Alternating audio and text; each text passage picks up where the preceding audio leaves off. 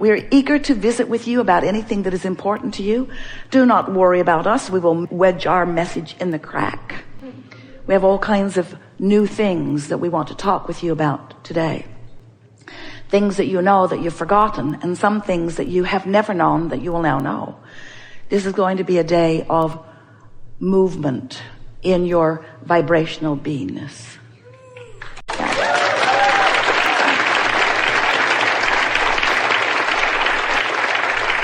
So, what do you want to talk about? You've come with some things. Good for you. Really, really good. Take it easy and trust that whatever it is, we'll talk about fully. Since you've been listening to us for a while, and we can feel the clarity of who you are, we're going to make this opening short.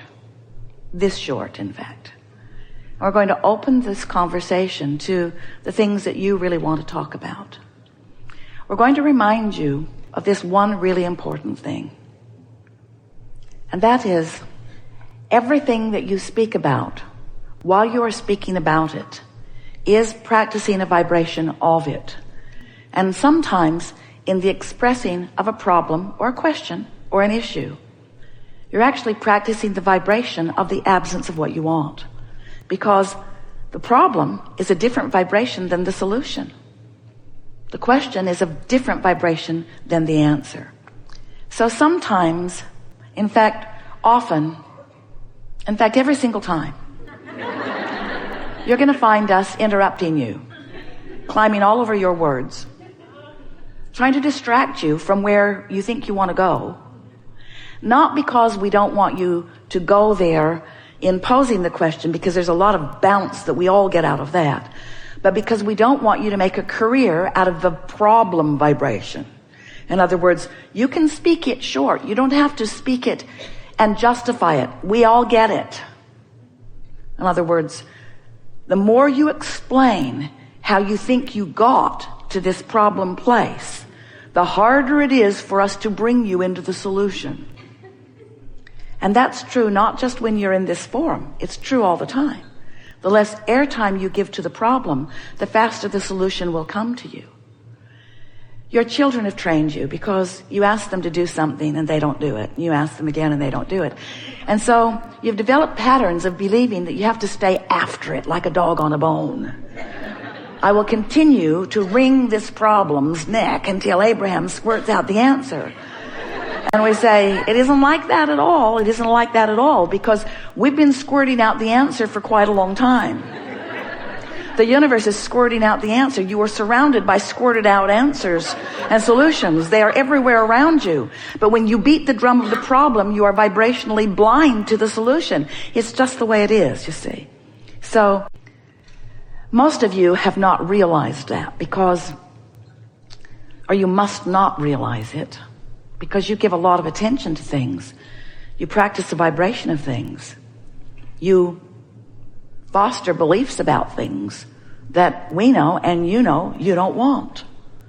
But because they are facts, or because they are reality, you feel obligated or committed to be objective. It's true.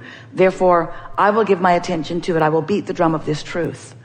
And we say that's really a good idea if it's a truth that you want law of attraction to flesh out in your experience in more vivid detail. But if it's a truth that you would rather not live, then why not decide for it not to be active in your vibration? So how might you go about deactivating unwanted beliefs? Stop giving them airtime. They'll peter out in time.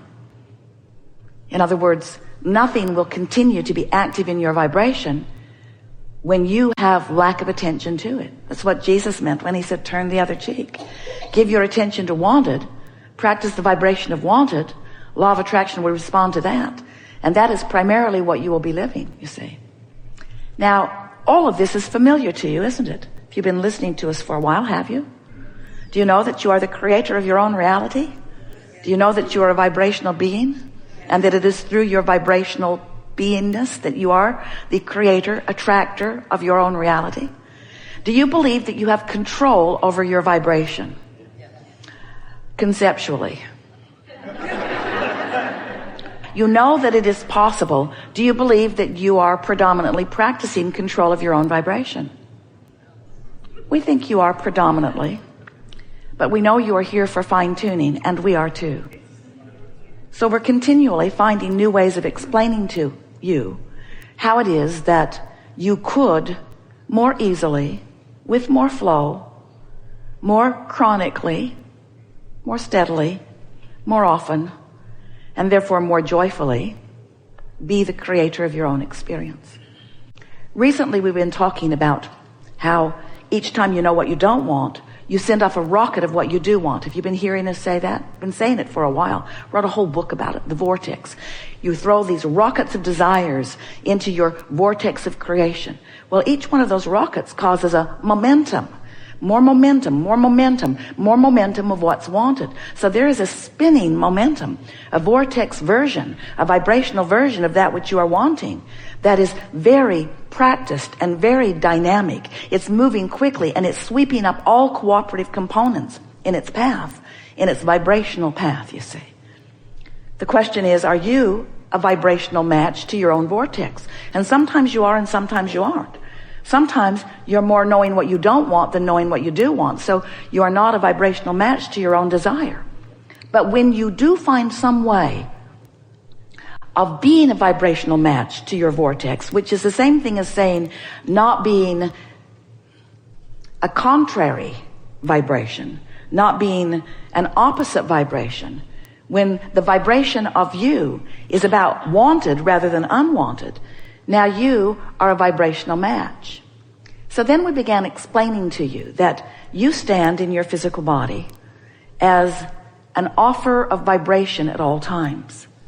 But there's a vortex version of you where the source within you exists that may be offering a different vibration than you are in any point in time. Can you think of what an example of that might be? You want something that you don't believe.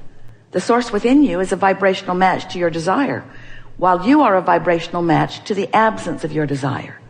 And when that happens, you feel the vibrational discord that you describe as negative emotion. So in order for you to be the full manifester, the actualized example of, the living the reality of, the see it, hear it, smell it, taste it, touch it, feel it version of your desire, you've got to find some way to bring the habit of your thought, the habit of your vibration, into resonance or alignment with what's in your vortex. So we began talking about your point of attraction because we want you to be aware of your point of attraction. We want you to think about what you're offering vibrationally because that's everything. The creative process is 3 steps. Step 1 is ask, and you do that, and the vortex is spinning with what you've asked for. That's step 2. Once you ask for it, it exists in a vibrational reality. Step 1, step 2. You ask, it's given. But you've got to become a vibrational version, a practiced vibrational version, not just a fleeting vibrational version. You've got to become a chronic you've got to become a believer in what you've asked for. You've got to practice the thought of what you want until it is such a habit within you that you believe it, that you know it. And when that happens, then your point of attraction, we've been calling where you stand, your point of attraction, your grid, because it's like the framework. You believe it and you know it. That's like creating the skeleton framework version of it. And then law of attraction will fill that grid in with all of the details, with all of the delicious details that you have already assigned by virtue of the sifting and sorting, that are already chosen by you, that are already gathered by source energy and by law of attraction. So there's this vortex version of you, and there's this you standing in your grid version of you. And the question that this gathering wants to ask and answer is, are you vibrationally up to speed with the vortex version of you? And your emotions are the key to that. So as you're moving through your life experience and you're feeling mostly sad, then you're not a vibrational match to what you've put into your vortex. Your grid version and your vortex version don't match. Your vortex version's up here and your grid version's down here.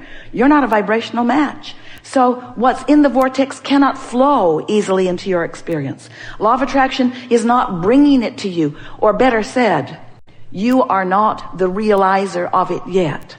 You've got your radio dial set on something different than the radio dial of what you want. So you can't realize it. You can't experience it. Not yet. So as you move up this emotional scale, as you feel more hopeful, now you're closer to it. And in hope, occasionally, you find a thought that lets you catch a glimpse of what you put into your vortex. It begins to look as if it's going to happen for you. But it isn't until you have practiced so steadily the vibration of what you want that it's just known by you. Oh, it hasn't manifested, but that's not bothering you at all because you have faith in the laws of the universe. You have confidence in your ability to focus. You know that you are the creator of your own reality. You believe that you can adjust your vibration at will. You know you can because you've done it before. Maybe not on this subject yet because it's a tougher subject. But you do have enough confidence in the laws of the universe being steady and consistent and in the nature of the source within you of knowing you're worthy, knowing your value. And so as you get hold of this understanding of how this all works, and in the early stages of your day, you deliberately choose which spinning grid disc you start the day out on. You start out discouraged like you were when you went to bed, had an argument. You know you're right, which means you know they aren't. And you're really tired of it. And when you wake up in the morning, does your mind go right there? Or do you see it as a fresh start where you could start different momentum if you wanted to because this momentum is not yet underway? So you choose high-flying momentum. We're talking a lot about your choice of these grid discs, your choice of using momentum to your advantage. It's great fun when you begin to realize that in the early subtle stages of a day, you can choose this and maintain it for a little while. On the first day you do it, maybe not for long, but long enough that the second day it'll be easier. Maybe not for long, but long enough that on the third day it will be easier until you'll begin every day right there. And at the beginning of every day, you will be standing in a vibrational grid that is allowing so many of the things that you've put into your vortex that it won't be long before you'll be a believer in your own griddedness. You'll be a believer in your own ability to maintain your vibrational prowess where you choose it to be. We're not asking you to create vibrational realities. We're not asking you to just continue to expand the vibrational version of you, the vortex version of you, and then leave it at that. But we are saying that's the first step in creation, knowing what you want, even when you don't have it. But the key to living happily ever after is once you have created the vibrational version of it, you know what we mean by that. The desire is born within you. It's an idea of something that you want, even though it hasn't materialized yet. Once there is a vibrational version of it, it's sure, it's certain that the fleshed out version of it can be yours, provided you get vibrationally up to speed with the vibrational version of it. And there is only one thing that keeps you from being vibrationally up to speed with the vibrational version of it, and that is you're bummed out because the materialized version of it hasn't shown up yet. You're not patient enough or satisfied enough with the vibrational version of it. So how can we convince you to be satisfied with the vibrational version of it when what you want is the materialized version of it? We really want to know that. What's it going to take for you to be satisfied before you've got it? We would think the promise of it would help. We would think past experience where you recognize that these things have happened to you on many occasions would help. But really the thing that helps the most is when you are going for the prize, when what you're really reaching for is your resonance with your desire.